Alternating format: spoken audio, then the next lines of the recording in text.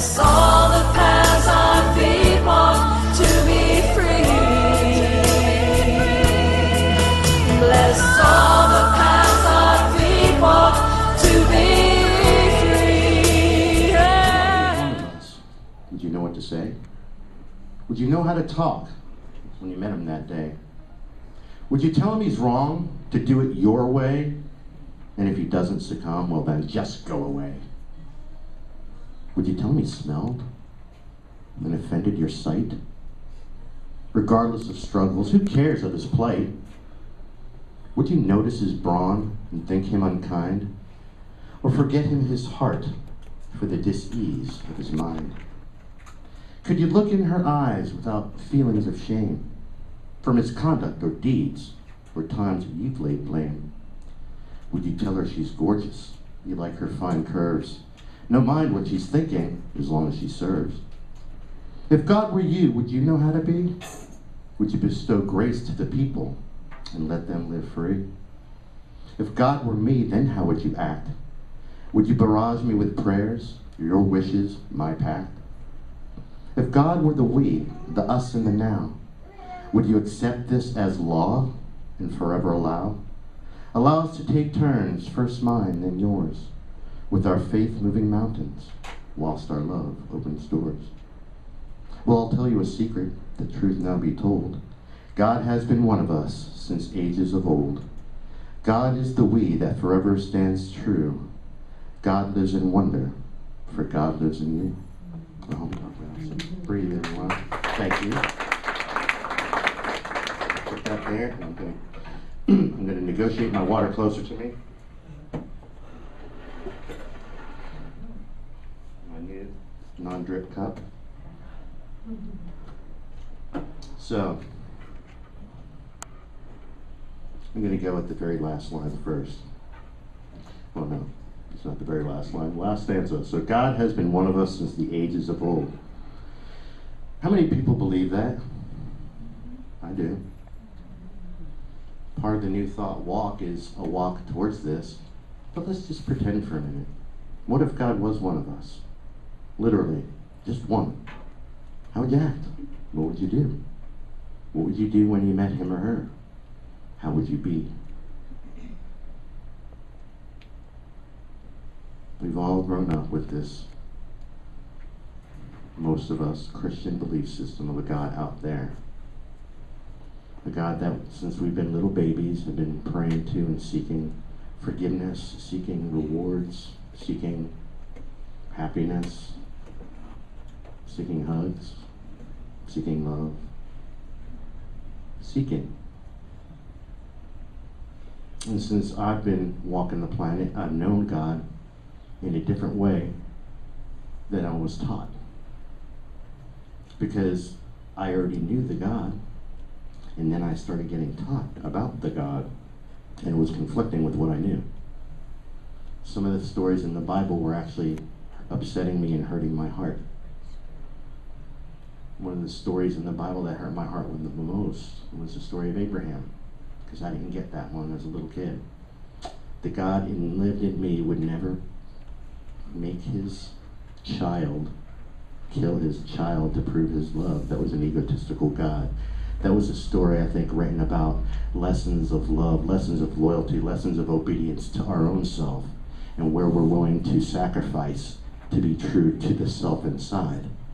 But these things got miscombobulated along the line, and we've been seeking a God outside of us since the dawn of our time. But as we come into a new thought place, I'm going to try to stop walking around as much from now. As we come into a new thought place, everything in our world has been upheaved. It's very difficult to go backwards when an awareness happens. Once I tell you the truth of something, that truth will be planted in you. Now, you can hide it, you can cover it, but it's going to be in you forever. And a lot of the things that have happened to us as a society is we're battling this truth and the lie our whole time, and we're trying to get the truth to purge out all the lies we've ever been told. And we're humans, so it's hard, because we want to be in relationship with everybody, and there's a lot of people walking the planet that still believe in God out there, that still believe that God is the one that is the creator of it all. I agree. and that we are to worship that God. I disagree. I want to celebrate that God, and I'll celebrate it with you every day. But every day, every single day. So sometimes when we walk around, we forget that we're the gods and that you're the gods, and we step all over each other. So some of my poem here is like, would you know what to say if you met God? Would you know how to talk? Would you know what to say to him or her when you met him that day? Would you tell God that God is wrong because your ego wants to do it this way or that way? Would you have, what would the word be? What's the hubris, right? That's the mass arrogance you could possibly have in your life. Would you have the hubris to tell God that he or she is wrong? Could you do that? I've done it. I've done it. I've said, no, you're wrong. My way is correct. But I've noticed that in my life when I did those things, that I didn't really feel happy later. It's back to that being right or happy scenario. But am I here to walk this planet to exercise my ego, my will, my opinion, and my wanting over yours? Is that what this walk is for me? Is that what a God walk is supposed to be about? I'm the only God walking around on the planet, so everybody's got to do it my way? Or the highway? Sometimes when we look in each other's eyes, we forget that we're staring into the eyes of God. We simply forget. And we forget, and we forget, and we forget. And then we wake up in the morning, and we're all alone, or tired, or angry, or flustered with life the way it is. We have an opportunity to meet God right then and there, in the moment, to start our day in a loving way and say, hi God, how you doing? But something seems to happen in our bodies and it stops us from looking in our own eyes, and it's called shame. You may never even done anything wrong. Matter of fact, we talk about this a little, well, I don't know what talk it was, but when we talk about original sin, it's like, wow, I just got to the planet and I'm already a sinner. I just came out of the womb and I've already messed it up. I don't even have my faculties yet. I can't even really move my body, and I've already failed. So pretty much most of us have let go of those kind of belief systems, but there's a cellular memory that rings through in our bodies that we have to constantly purge. Oh, there's a good idea, sweat lodges, help you purge those kind of things. So we just talked about a sweat lodge coming up in August. That's one way. It's just one way. There's so many different ways for us to get the truth out of our hearts. While I was sitting here meditating today, I am going through stuff. I mean, there's no secret that my heart is sad. My little girl's going away. It's going to be 10 months. I'm sad. But there's stuff that we can do in our hearts. And I have to practice all the time. Like, Spirit, help, this hurts. See, we are part of a collective consciousness.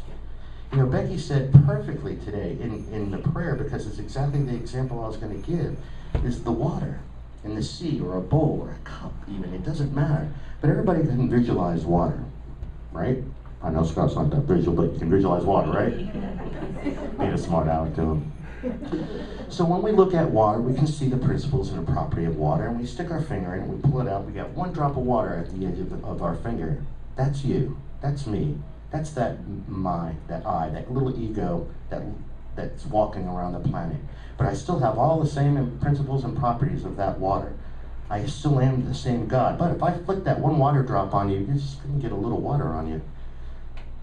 So I have all the principles and properties of God, but as Mark Pasqualino in this one little body here, I don't have all the force of all of creation. I can't contain it. I'll blow up. Just science will tell us everything is energy, ones and zeros. I cannot contain all the energy in the universe in this 3D body. But now, when I flick my little droplet back into the water bowl, can you tell which one I was? Can you separate me again and say, he's in there somewhere. Now, if I take that whole bucket and throw it on you, you're soaked, are you? That's the full force of spirit coming at you. Amen. The Italian evangelist. But when that happens, we have felt the full force of spirit in our lives, and usually we're in a group of people, we are crying, we're in a deep emotion, could be elated, could be crying in joy. I have no judgment on tears. If I hold back my tears of sadness, I'm holding back my tears of joy as well. So you may see me crying at any given point in life. Don't judge me. Ask me, are you sad or are you happy? 9 times out of 10, you're going to be able to discern or ascertain what emotion I'm going through. But it's the willingness to shed the tear that keeps me connected to what? My God self. Because again, this emotional journey we're on is the 3D world, it's the universe, and we're walking in this universe as people, but we're walking as God folks. We're walking as God people. I say it all the time, I'm going to always say it. Becky, Mark, Becky. When I look at her, she's the God self first in her world. This is her movie. But I'm a cast member in her movie, so I'm Mark, Becky in my movie, Becky, Mark in hers. Everybody else is second to her, and everybody else is second to me, only because the universe revolves around me. It has to. It's my universe. But when we come together like a group like this, and can get our differences aside, and on purpose, focus and meditate, or think, or intend, whatever word you like to bring to it, on purpose together, then we get rid of that ego self. We just put it aside for a minute and say, we want our ego self to be this room of people. And then God just grew. 2 heads are better than 1. Well, 34 are better than 1 too. 7 times 7 is 49. I don't know what 34 times 34 is off the top of my head. But what you do is you exponentially increase the intended power that you have as a creative force in the universe, in this 3D universe. So when God is walking around the planet, which God has been walking around the planet, and we come together to do something intended on purpose, then we amp everything. It's like we turn it full volume. We take all the magic and we throw it at the situation that we want to create, and we have more energy to do it because we've brought ourselves together. But before we can get there, sometimes we have to recognize the separate folks as gods just as much as me. I wrote in here, would you tell him he smelled and offended your sight? I've had people that smelled and offended my sight, and I'll own that in my life. Maybe not now in my life, because I've gotten a little bit more aware and enlightened, but there's been times in my life I have judged a smelly person. Yep, sure have. Now, thank goodness for me, that presence of God was within me always. And while I was dealing with my judgment of that smelly person that came in my face, in a retail scenario, so I had to wait on them. I had to deal with this human being. I had no choice in the matter. Well, I did have a choice, but then I would get fired and I would hurt their feelings and all that. So all this, long story short, this person really had offensive body odor. But I wanted to see the God in them, and I heard somebody inside me say, Mark, just look in their eyes. And I did. And she had the most beautiful blue eyes I had ever seen. Okay. They were iridescent, they sparkled, they had gold flakes in them. They were smiling and happy, even though her body and her spirit was sad, and I could tell. When I looked in their eyes and saw the love of the human being, the rest of the transaction, and it was a long one, because I had to help her out with some problems she was having with her bill. So it was even a transaction that made me stay present with this human being.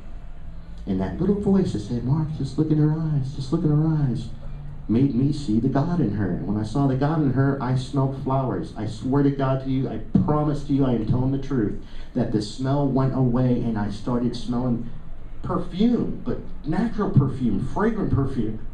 It chokes me up in me because it was a saving grace moment in my life. Because I was in judgment. I'm not a perfect human being here. It's about enlightenment. It's about getting to know yourself. It's about getting past the judgments we have with each other, going inside, owning it, and then coming out the other side in a good way. And I did. And these were nanoseconds. These were nanoseconds of thoughts, folks. It's not like I'm standing there going, I ain't waiting on her. This was all a nanosecond of thought. I'm like, oh man, oh gosh, oh, what do I do? Looking around. Okay, bam, bam. Oh, flowers, all like that. See, sometimes the story takes longer than the event did.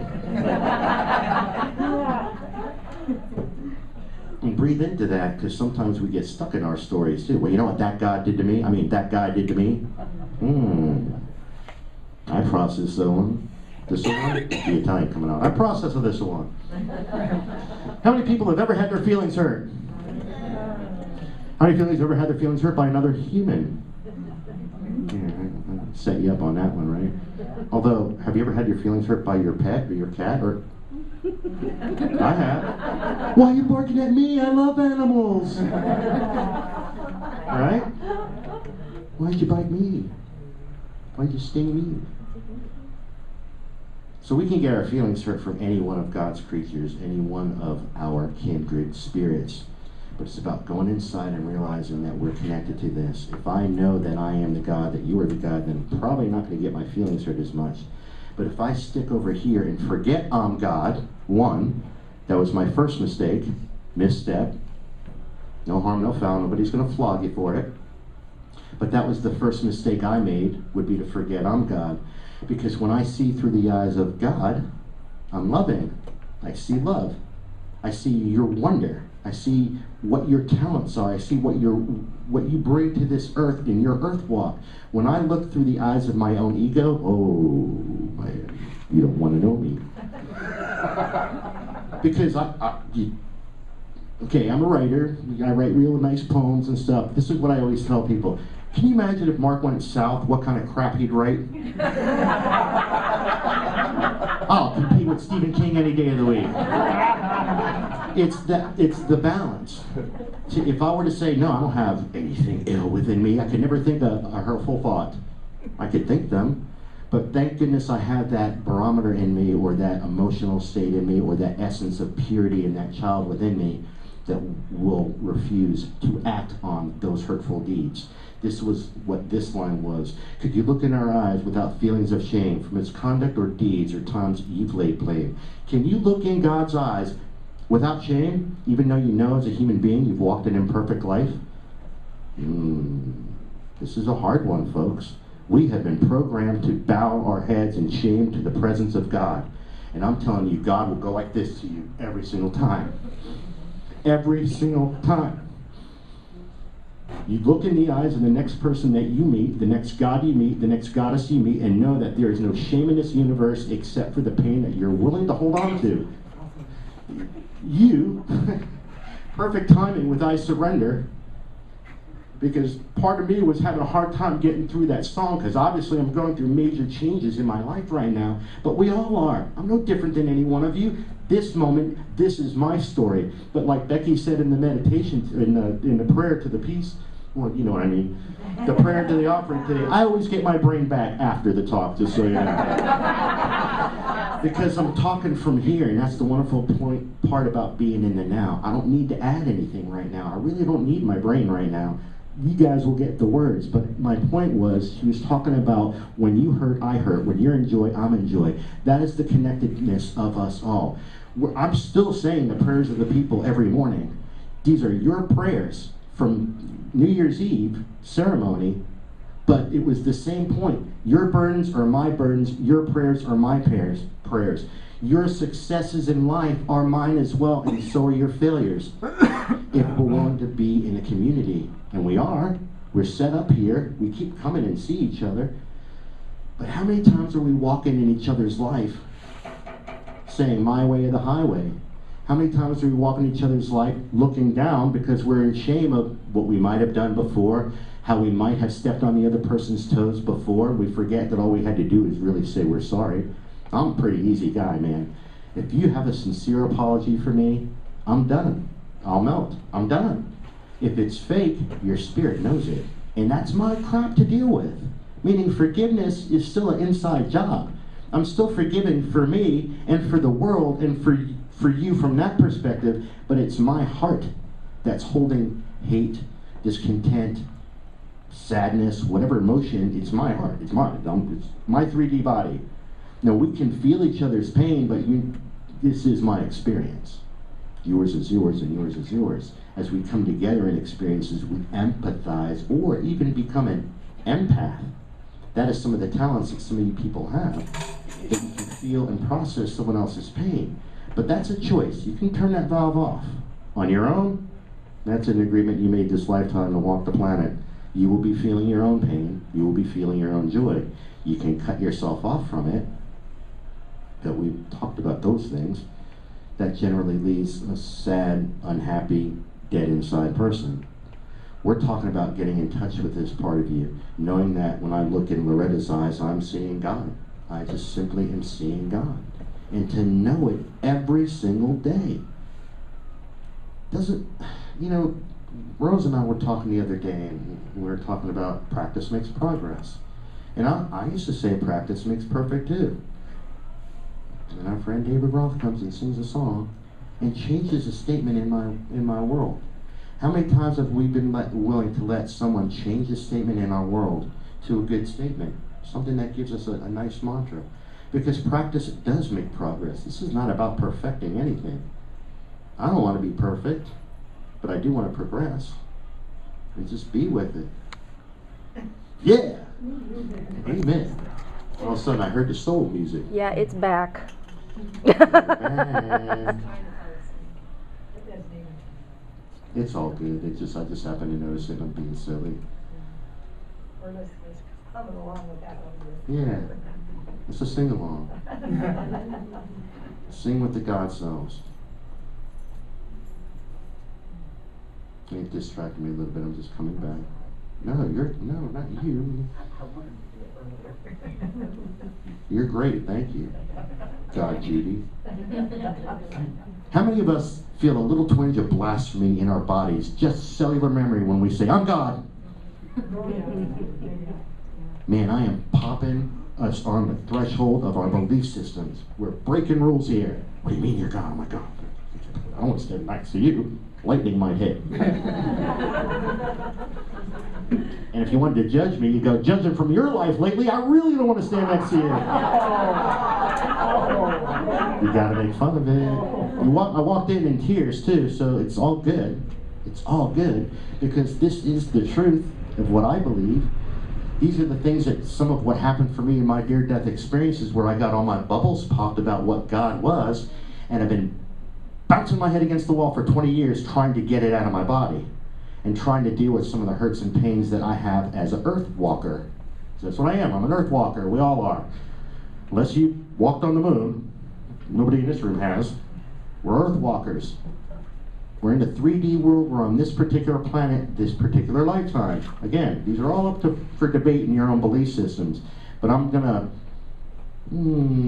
surmise that coming into the new thought, people's minds are opening more and more and more to outside the box thinking. Because the God that we were taught about keeps us in a prison. The God that we were taught about keeps us in shame. The God that we were taught about keeps us obedient. Now, physical laws are physical laws. Again, gravity works. You can deny the belief in gravity all you want, and I bet you if you jump off the top of this building, your ankles aren't going to be happy with you. And depending on how healthy you are in your world, they might actually get hurt. Gravity works. In this 3D world, we have to pay attention to the laws of physics. It's that simple. But we have to also pay attention to the laws of metaphysics. So if I am the God, and you are the God, and we are the co-created gods, we know that we're part of a collectiveness, part of a collective consciousness, so that gives us a little bit break to think it's, because here we go again, it's all our fault. Because that's what we do. We bring it back to our fault if we're not getting it right. It's like, well, breathe into this a little bit and give yourself a break there too. It's not about all the misdeeds that we've done and all the times to look in God's eyes with shame because I haven't been a good little boy or a good little girl on my earth walk. It's not about that. It's about the journey. I mean, the Buddha talked a lot about the journey. All about the journey. That's really all the Buddha talked about, was the journey. And how you're dealing with the journey. And I'm not going to claim to know every single nuance of Buddhism. I don't want to. I'm shedding my religion. I've been losing my religion for the past 20 years. I lost my religion the biggest time when I almost died because it got popped. But I still wanted to understand what their belief systems were so I could communicate with those human beings. Sometimes when I'm communicating with someone that's got a very hardcore belief system, and we, in New Thought, are so much freer now, right? Yeah. But we get plugged into, oh no, it's not like that at all. No. It's like, wait a minute. Free will universe. I have to back off of my stuff sometimes and allow you to have your belief system. Sometimes we're so adamant about it because we're afraid we're wrong. We're believing it, we're convincing our own selves.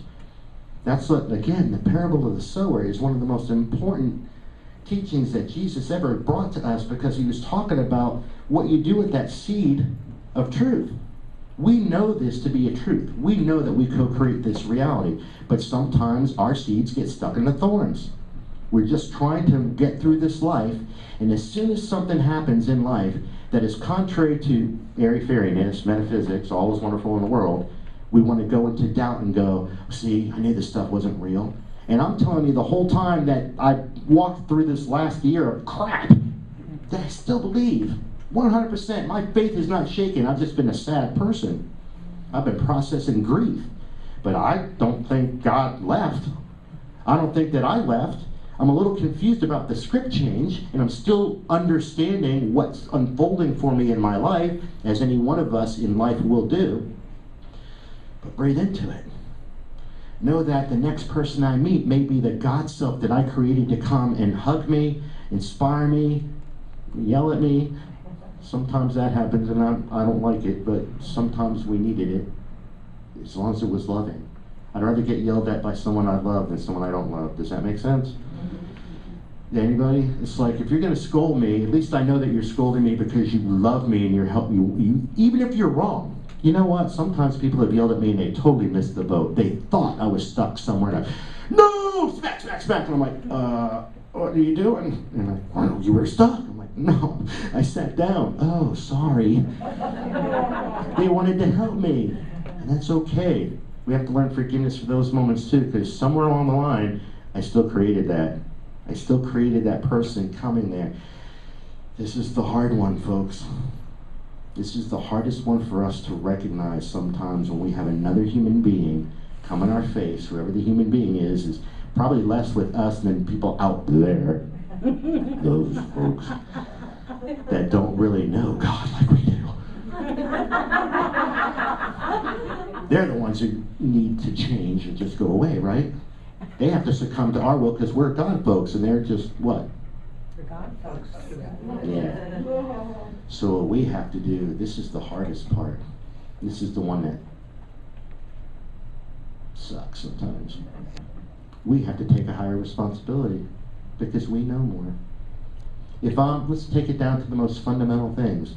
If I've been at my job for 10 years and I hire a new person, or a new person is hired and made my work partner, should I expect them to know what I know? If I give them the job and go, oh, right on, I'm taking a break, and they do all the work that day, are we going to expect the same output? There's going to be a lot of mistakes made. So as we're here, walking this walk, still learning, again, practice makes progress, not perfection. So as we're still walking our walk and we see somebody out in the world who hasn't a clue, but wants to, teach them.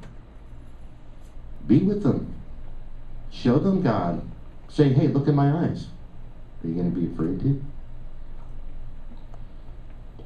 It's kind of hard to ask somebody to look in your eyes if you won't get up in the morning and do it yourself. I have looked in my eyes in every single stage of this that I've been in. Rose and I have been raw with each other lately, and we've been staring in each other's eyes, and we've been staring in the mirror. But you're allowed to do it in your joy, too. You ever told the cheesiest of jokes? Go look at yourself in the mirror. It's like we do, mirror work wasn't supposed to be about just grief. I told you how this started out for me. My mom made me go make funny faces in the mirror for an hour because I said the word retard, or my brother called me a retard, and I made a funny face. This is back when I was 5, so give me a break. But when she did that, and I went, you sent the 5-year-old to the mirror to make funny faces. Okay. So I was having a blast. This is a punishment? Okay. Well, I did run out of funny faces after a while, but it really did help me meet me. And I know I've told the story before, and I will tell it my whole life, because this was an impactful moment for a 5-year-old. In the wisdom of that moment, that whole moment, I think the toast didn't pop out of the toaster just so I could meet me.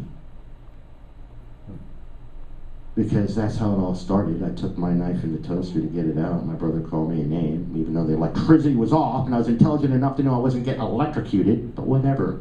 We don't need to go into all that. Write him a letter. I am right about that time when I were 5. Exactly. I should become an electrician. But the thing is, it got me to me, and that's what I'm inviting you to do. Because if you're unwilling to go meet you, then how are you going to connect with the God selves out here? And this isn't about like heavy processing. It's not about workshops. I mean, it can be self-help. It can be categorized as self-help, but sometimes we get so stuck in titles in this world that we're unwilling to do the things for ourselves because it got put in a category. Oh, well, I don't want to do anything in that category. Those people over there are weird. I'll just stay here. Hi. Disconnected. I'll smile. Ever seen people that are smiling and they're just not there? And so it scares me because I'm like, what's going to come out of them next? A knife? I'd rather see you mad at me genuinely, or mad in the world, just screaming. I'd rather see a homeless person out in, what do you call it? Main Street, Madison Square Garden, that whole area, Broadway, New York, the busiest area of New York City. And you can see homeless people just talking to themselves, screaming at the top of their lungs. How do we know, first off, they are talking to themselves? But I would rather deal with that human being, crazy, looking me in the eyes, with all their crap, because they're present in their own stuff, than someone giving me a fake smile. Because that's the person I don't know what's coming out of next. If you're crazy and I know you're crazy, I can adjust for that. I can get forward, step back, get out of arm reach. But if I don't know, that's the place where I'm more scared of a human being, is when they're dead inside. So I would rather help them by telling a cheesy joke, looking in their eyes, yelling at them in a loving way, meaning loudly, just get their attention. You ever see there's a movie, Shallow Hal? Anybody ever see that movie, Shallow Hal? Tony Robbins is in the movie, and just one of the things Tony Robbins does, he just grabs a guy, shakes him, and screams at him at the top of his lungs. And then he says something to him to give him an affirmation. The reason that is done, folks, is because when stuff went in your body, it went in dramatically. So when you want something to come out of your body, sometimes there'll be a workshop atmosphere that'll just rattle your cage real loud to get it out the same way it went in. But you don't have to do a workshop to do it. You can do a sweat lodge. It's a little bit more gentle. Or you can just do something out loud that rattles your own cage. We were talking about these breaths in the morning, meaning the deep breath in and the sigh on the way out, and I asked, does anybody ever do that? A show of hands again. Who does that for themselves? Because this is something that's going to help you get past the anxiety that may be having you separate from the God self in you, so that when I'm walking the planet and when I meet another God self, I can meet them, I can be with them, I can talk to them. But if I'm so stuck in going on, I'm gonna walk away from you. And then all these things, these words are gonna get all discombobulated, because there's a thing called the discernment and there's a thing called judgment. Discernment means I can ascertain the situation and look at it logically with all the facts and go, this person is currently on crack. No judgment. From the pains of their life, they are now on this drug. And if I leave my wallet out in front of them, the odds are very high that they will take it, because they need that drug right now, because they feel like they'll die without it, and they may on certain drugs. So there's only discernment that I take my wallet and I keep it in a safe place. Judgment would be, that dirty scoundrel, that's a waste of human life. That's judgment. If I treat them negatively or badly or shame them, that's judgment. Have you ever shamed someone else? Breathe into it. Just breathe into it. Because this is not a place to beat yourself up. This is a place of understanding. How many times in the human language, especially the children, have we said, shame on you? Ow, ow, ow, ow. That one hurts my spirit more than any words said to another human being. How dare you do that to another human being? How dare you do that to yourself? Stop it if you're doing it currently in your life. Stop it doing to yourself, please. That hurts my spirit more than anything in the world. There's enough shame in this world, and we didn't even do a damn thing wrong. We were born. Is there shame on that little baby? Where'd the baby go? It was there a second ago, I swear. It's a brand new essence of joy and love. These things that were taught to us incorrectly. Simply that. I surrender. Again, back to the song. I surrender. I surrender to it all. Are we ready for the change or not? Are we ready to walk into each other's lives all the time and know that we're a God and that I'm not here to put my ego on top of yours, my want, my will, my opinion. I can share it with you, but I'm not here to dominate you. This is a free will universe. If you're dominating me, you might get the bear. I'm going to be honest with you. You poke the bear, he's going to come out loud. Everybody's got a bear. You're allowed to tell somebody to quit poking you. You're allowed to tell them that. That's okay. Don't scratch them. Don't maul them. Don't gouge every single part of them out with the bear or whatever it is in you. Just tell them. So I'll own those moments in my life when my bear comes out and goes, oops, sorry. Didn't mean to do that. We have to honor the gods within us and even say we're sorry sometimes when whatever that person in you is comes out. But there's the other side of it too. There's the other side of, would you tell her she's gorgeous? You like her fine curves, never mind what she's thinking as long as she serves. So what about the people in their lives that displease us totally? Be it physically, be it mentally, be it through song. Is that the only way I honor them? Is that only who a God is to me? Someone who serves me and brings me joy, pleasure, be it physical, sexual, emotional, mental? Is that the only God in this world that I can love, honor? Or do I have to honor that person who smells too? That offends my sight because I'm still in a human form. I'm still in human flesh. And I'll look at something and I might have a thing that says, ew, ugly. Shame on you. Oh, whoops. Breathe and ask yourself a question. Why are you seeing ugliness? What's going on? And then I bet you get an answer. You got to be willing to own it, though. I was feeling ugly, so I saw it out there. If you work on your life to feel the beautiful gods that you are, I promise you, you'll see it in everyone else. If you can remember that God truly is one of us, and you are one of us, and I am one of us, then we'll always know that we're walking with God. The home of Tom Nelson. Thank you.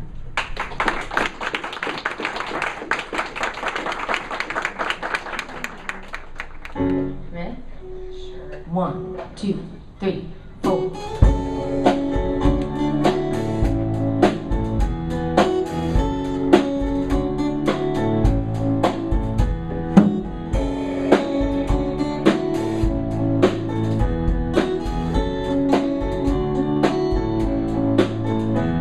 If God had a name, what would it be and would you call it to his face?